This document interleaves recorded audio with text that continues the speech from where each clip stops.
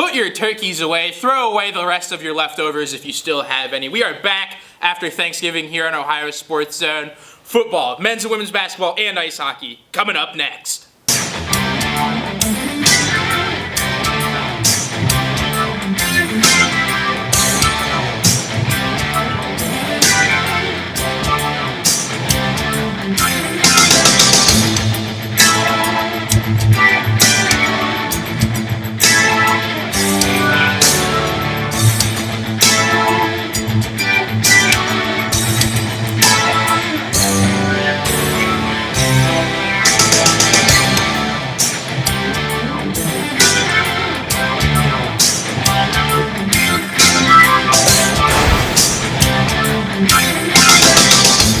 Welcome in to Ohio Sports Zone. Ethan Graham along with Shane, as always. Shane, did you have a good Thanksgiving? I had a great Thanksgiving, Ethan. How was yours? Thanks for asking. It was fine. I ate all sorts of food, did the normal things. But anyway, I've seen this guy house food before. It's impressive. yeah, I can put it down, but I don't want to be that plate at Thanksgiving. I don't want to be the plate. yeah, no one does. On to more important things.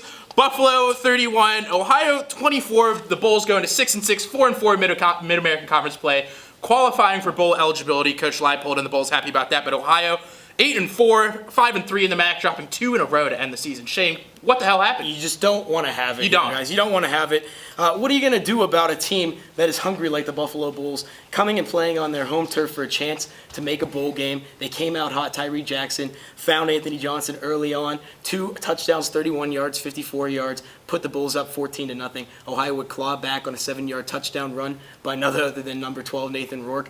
He kept them in the game early on, but they couldn't stop the Buffalo Bulls' attack. A fumble led to a touchdown by Charles Harris, 21-7, another field goal, and it was 24-7 before the end of the first quarter, Ethan. Not a good start for Ohio. They would get a field goal in the second and 2 touchdowns in the third. Nathan Rourke running for one and throwing a 57-yard touchdown pass to Cameron Odom to tie the game at 24. Ohio certainly had their chances, but they could not punch it in when it mattered. Turned over the ball with less than 2 minutes to go, and that sealed their fate. 31-24 win for Buffalo, moves them to 6-6 and puts them in a bowl game. Ohio kind of wallowing back to Athens after dropping its last 2 football games on the road. You don't want to have it if you are Frank Solich. Such a great season, starting out 8-2. Everything was looking smooth sailing for the Bobcats on their way to a MAC championship bid. They get derailed against Cato Nelson and the Akron Zips, and they come out with this dud against Buffalo. Not a good way to end the season, but I guess if there's a minor silver lining, they're going to be partying it up in the beach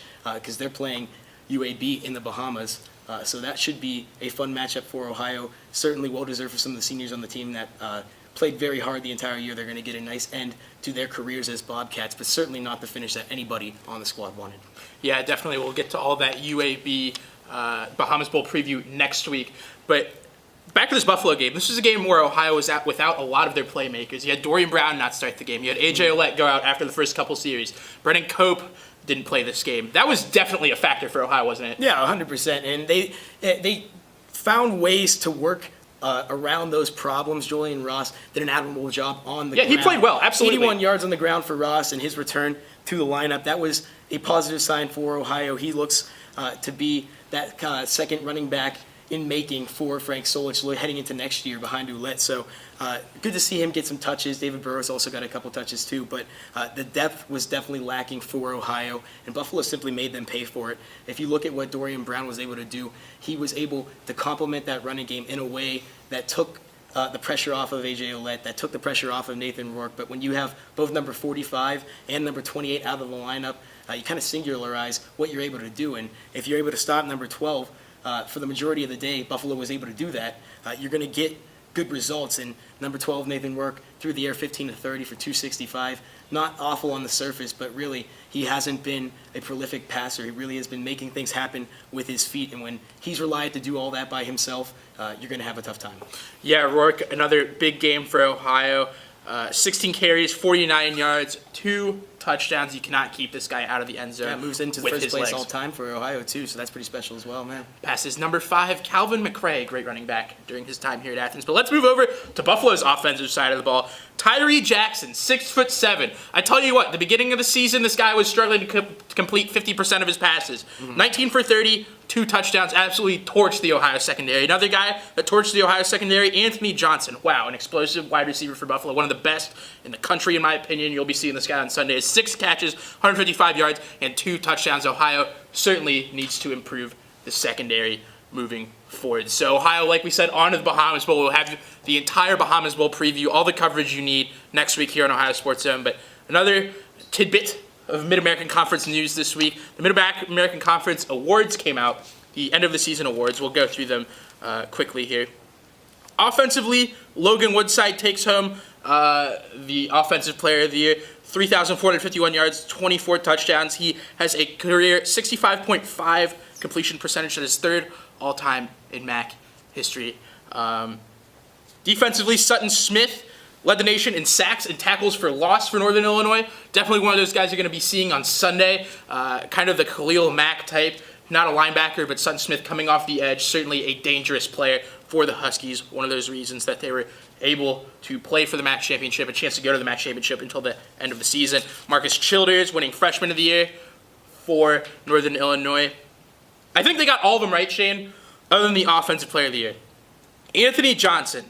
He is incredible. Now, I'm not trying to take anything away from Logan Woodside. 24 touchdowns, had a great season, is taking his team to Detroit. Great. Anthony Johnson, 2nd in the country in touchdowns and receiving yards. 14 touchdowns, 1,356 receiving yards, 76 catches.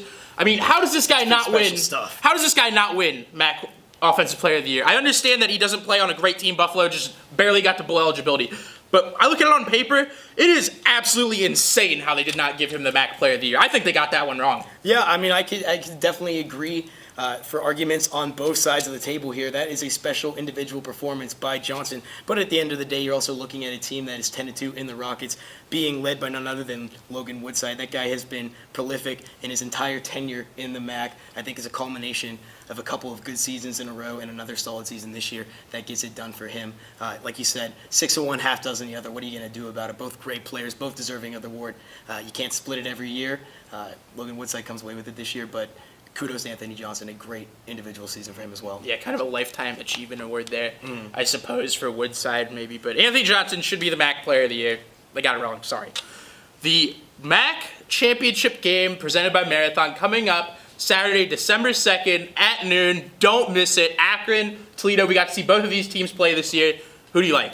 Oh, man. I think it's going to be a lot closer than some people probably predict. Yeah. I think that obviously Well, something like 20 points. I think Toledo's obviously favored to win this football game, but at the end of the day, if Akron's able to get down and gritty and get to the type of game they played against the Bobcats, we saw them really smother Ohio there in the second half, force turnovers. They do a very good job at that, second in the conference behind Central Michigan with 17 interceptions. I think that is 4th in the country as well, so pretty special stuff there. They force a lot of turnovers. They're going to have to put Logan Woodside in difficult positions. Personally, if I were Akron, I'd start Cato Nelson. We'll see what they do. Yeah, we'll see what they do. I think if Akron has any chance at winning this game, they have to get pressure on Logan Woodside. That's what Ohio did. They beat Toledo candidly. I think that's where it starts with the front 7 for Akron if they have a chance in this game. I don't see it happening. I think Toledo pulls it out, but I agree with you. Going to be closer than the experts think. We're going to take a break. Coming up next on Ohio Sports Zone, men's basketball. And welcome back to The Zone. Ethan Graham to my left. We're going to be talking about some Ohio men's basketball. Ethan, they just came off a game against the Iona Gales. Tell the crowd what happened. Yeah, Ohio came out shooting hot, taking a 21-9 lead, hitting 5 of 7 threes to start this game. Mike Laster, Jordan Dardis both came out guns a-blazing, but so did Zach Lewis for the Gales. He hit 4 threes in the first half, ended up 16 points, 2 assists, 4 rebounds, 42-42 at half. Iona 52.6% from 3. Ohio 53.3% from 3 in the first half. Not a lot of perimeter defense to speak of in the first stanza of this game. Iona would pull ahead later in the game, 51-50 to open up the second half. They would go up 10 on a TK, Adaji, and Sane Dunk. I mean, we'll throw this in post, but he absolutely threw it down. One of the best dunks I've ever seen in the combo to put him up 71-61. Certainly a momentum shift. Ohio was down by 9 with 4 minutes left, and a little convo magic, if you will. Block hit a 3, Dardis hit a 3, Tavion Kirk hit a layup, freshman playing very well, 83-80. Ohio scored 8 points in 45 seconds, And Gavin Block came back, hit a 3 to tie it with 2:45 left, but Iona was ultimately able to pull away. TK Adachi hit a big layup at the end, 89-85, hit his free throws, 93-88. Iona wins it, goes to 2-4 on the season, back-to-back MAAC tournament champions, back-to-back NCAA appearances. Ohio falls to 3-3. Iona, a team much better than the record indicates. EJ Crawford, 21-1 for the Gales. TK Adaji transferred from Tulsa, I believe. 23 points, 12 rebounds. Ohio is going to continue to struggle with their problems at forward with Jason Carter, AJ Gary, Ben Vanderplas out. Haven't even gotten a chance to see those freshmen play. But Mike Lasser had a big game for Ohio, 23-4. Gavin Block, 18-3-4. Probably the best all-around player for Ohio on the floor. Dardis, 15. Tavion Kirk, 14, coming in playing well. Doug Taylor, 13 rebounds, 3 blocks, but they got to get Doug some help. I mean, it's really nothing they can do in terms of injuries, but man, they got to get someone else at forward. They don't have. He's not a true 5. They have to play him at 5 just because of the injury problem. But man, they got to get him some help. Saul Phillips said that was a hell of a November 28th basketball game after his press conference, and he was very optimistic about this team's chances in the MAC tournament going forward as they get healthy at forward and all around. And so am I. I mean, these freshman point guards have been able to come in. Zach Butler, Tavion Kirk playing very good basketball so far. Tavion Kirk, we've seen him get to the 20 points at some points. Doesn't look overwhelmed by the game speed at all at the D1A level. It's time to be optimistic for Ohio getting forward. As long as they get healthy, there's no reason to think that they can't compete in the MAC. You look at this team right now at 500. They're able to score points. That's not the issue right now. They're putting up points. The problem is being able to defend against bigger teams. They don't have the depth off the bench. You look at what Iona was able to do, 37-14 off the bench. They outscored Ohio.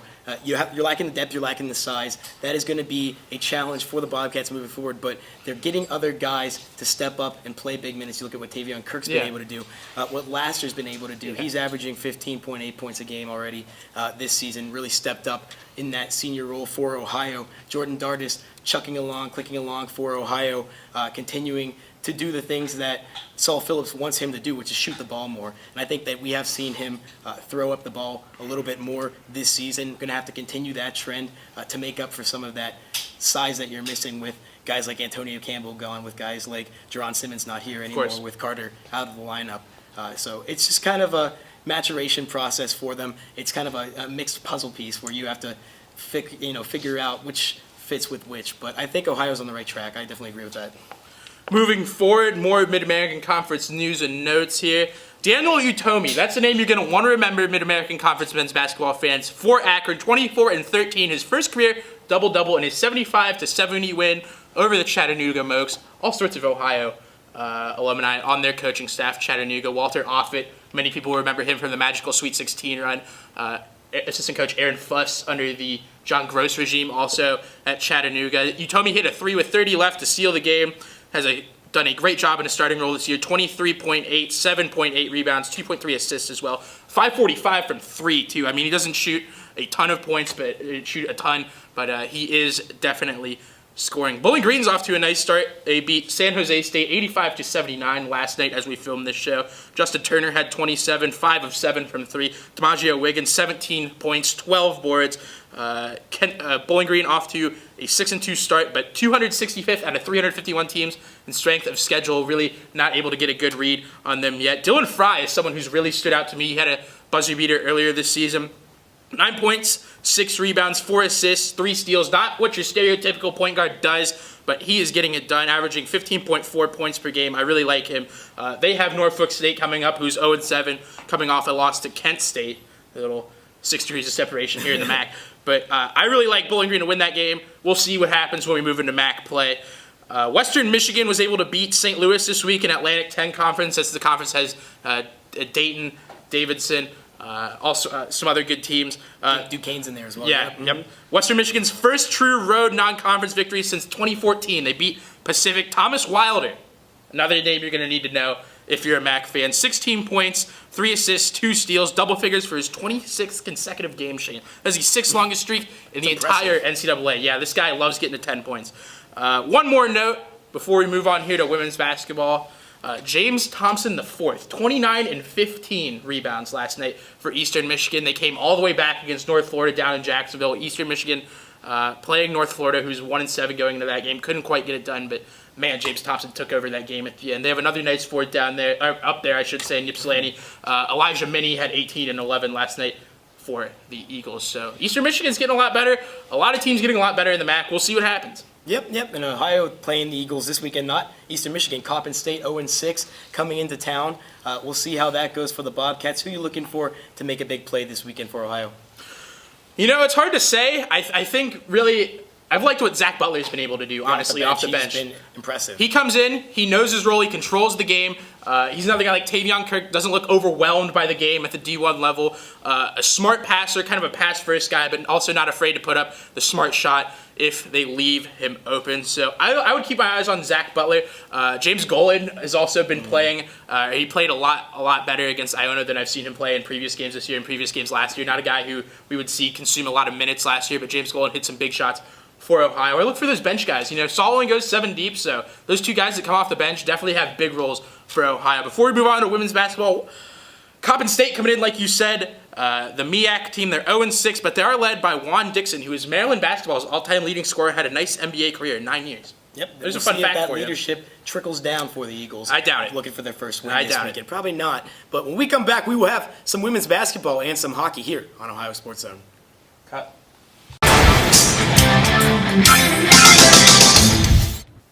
And back on Ohio Sports Zone, Ethan, the women's team is coming off a big win against Eastern Kentucky, 69-57. Let's walk us through what happened here. Yeah, Ohio women's basketball improving to 4-1 on the season. A lot of question marks after they had all their seniors leave last year. 4-1, good start. Only lost to Michigan in the combo, who was ranked, but they battled Michigan right to the end. 4 Bobcats in double figures. Dominique Dosek, 15. Sierra Hooks, 14-8. Sierra Hooks is a freshman playing very well. I'm very impressed with her. Too. Yeah, great stuff off the bench for Sierra. Taylor Agler with 12, Monty Burke with 11. Ohio was out-rebounded 42-31, but silver lining there, Shane. Ohio won the offensive rebounding battle 14-13.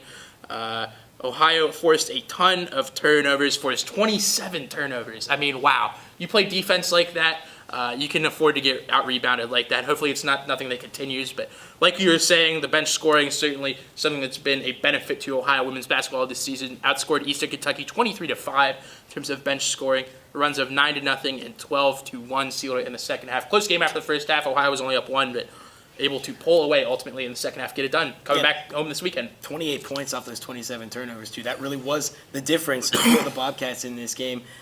Eastern Kentucky could not keep the ball in their hands, and Ohio made them pay for it. Looking at the team right now, 4-1 as we head into this weekend's matchup, averaging about 68 points a game, shooting about 36% from the floor, about 25% from behind the arc. What does this team need to do to get better? What are you expecting from this team this weekend as they look to move to 5-1 against IUPUI?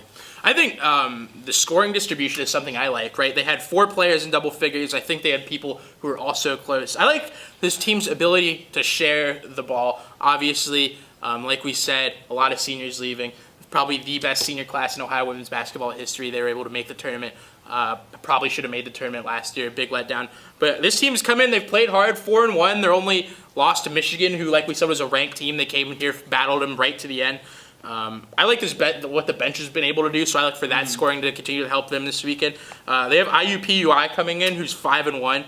They lead the Horizon League. Their only losses to UCF, who's lost 63-59. They're picked 7th out of 14 teams in the American, right in the middle. So I think if Ohio is able to control the bench scoring, if they're able to get Sierra Hooks involved, 14-8, like we said, I think they're going to have a very good chance to win this game. But looking forward to this weekend, Ohio's going to have a big defensive game. Danielle Lawrence, 17.5 points per game for IUPUI. She's coming off a career best 38 per point performance against Memphis. 38, that is a ton. Also, a player to watch for IUPUI, Macy Williams, 9.5 points, 7.5 rebounds. Ohio has to step up on the boards. That was really the only statistical area where they got badly dominated at Eastern Kentucky. So Ohio's going to have to really work on the rebounding this year. Maybe not so much on the offensive side. Like we said, they're able to out-offensive rebound the other team. But defensive rebound is certainly an area they need to improve on. Yeah, and Ohio among the top teams in the MAC right now. Ball State sitting at 6-0. BGSU at 6-1, and Buffalo at a perfect 4-0. Ohio right in the mix there. Let's see if they can keep up their early season success and keep up with the rest of the teams here in the MAC. We shall But before we wrap it up here in Ohio Sports Zone, do you like hockey? I hope you do, because we're about to talk about it next. Ohio Bobcats hockey. Coming up next, Ohio Sports Zone. Welcome back to Ohio Sports Zone, what we hope will be an explosive final segment, but not too explosive, because we will melt the ice at Bird Arena, Ohio, coming into a critical CSCHL matchup against Robert Morris, Illinois. Ohio second in the CSCHL, trailing Lindenwood, who has 4 games in hand in Ohio. They've played 8. Ohio's played 4. Robert Morris, Illinois, only a point behind, same amount of games played. So this is a huge weekend series for Ohio, Shane. Yeah, 14-3-1. The Bobcats are looking to keep pace with the rest of CSCHL. We talked about Lindenwood coming off a big sweep against the Lions 2 weekends ago, the week before Thanksgiving. Bobcats got their home fixing in when they were all able to go home for Thanksgiving, get a meal in.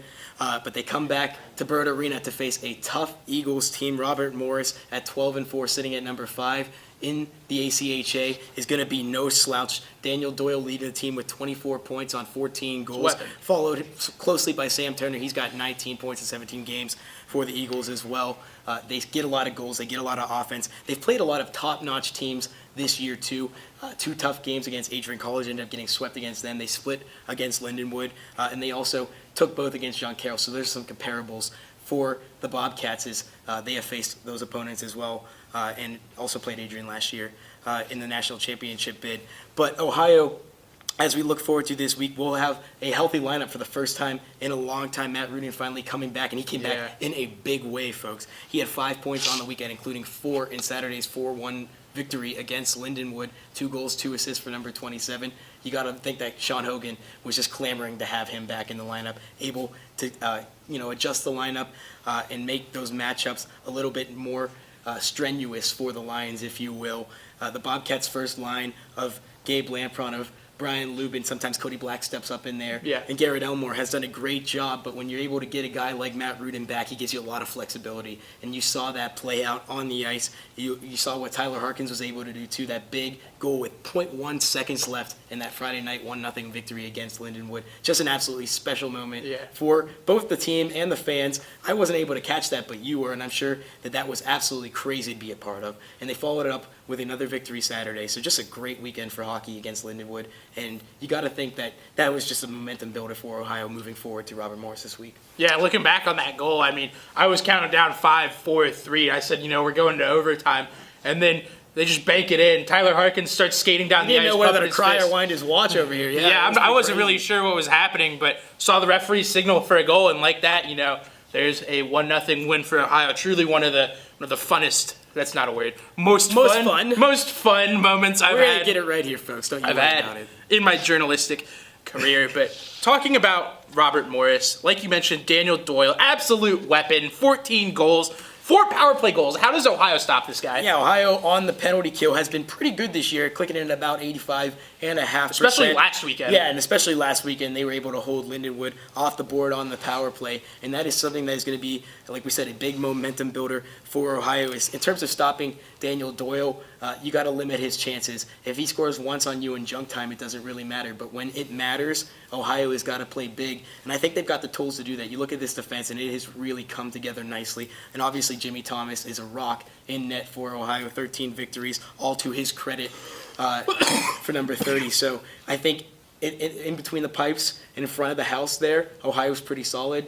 Guys like Grant Hazel with the big body are going to be relied on to keep him away from the net. Guys like Jake Fiala are going to have to play physical down low. But you look at what Ohio's able to do with its forward unit. I think that the speed up front is going to force Robert Morris to get off their game a little bit.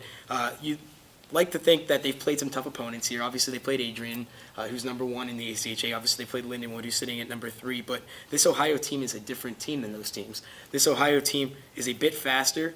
It's a bit smaller, but that doesn't really matter because Ohio is able to make greasy plays. They're able to make plays as a unit and not individually. And I think that separates them more so than any other team in the ACHA in that regard. They are the best gelled team in the ACHA. A lot of chemistry, certainly.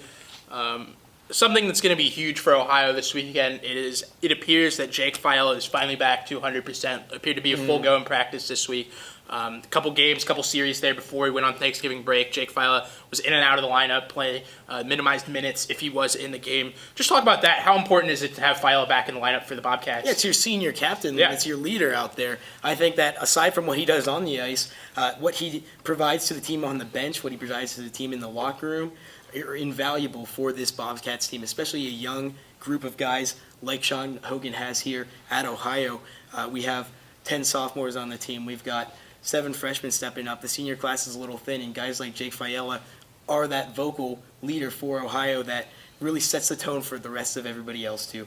And he does it with his voice, and he also does it with his play on the ice. He is a dog out there. He's a physical specimen. Let's be honest. This guy is an absolute animal, and he loves the game more than anybody I've seen on this ice in a long time. He bleeds his heart out there for the Bobcats, and it's great to see him back on the ice, back able to make contributions for this team as they move forward in the CHCHL. Hopefully he can stay healthy for the rest of the season. Hopefully this is something that was kind of a one-and-done thing and not a nagging injury. And with him in the lineup and with Matt Rudin in the lineup, the Bobcats are going to be looking for a great weekend against Robert Morris.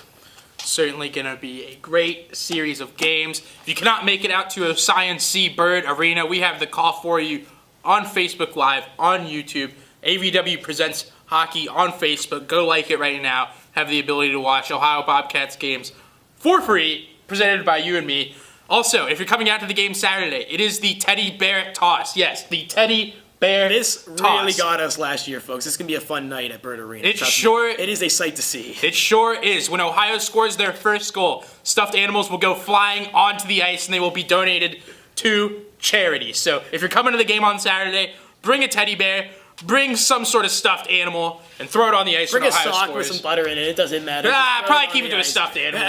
Probably keep it to a stuffed animal. I don't know if any children No want a flying sock with butter. projectiles. No flying projectiles, but somebody could use that butter. Yeah, someone could. You never know. I needed a steak As yesterday. long as it's a clean sock, I suppose. Yep.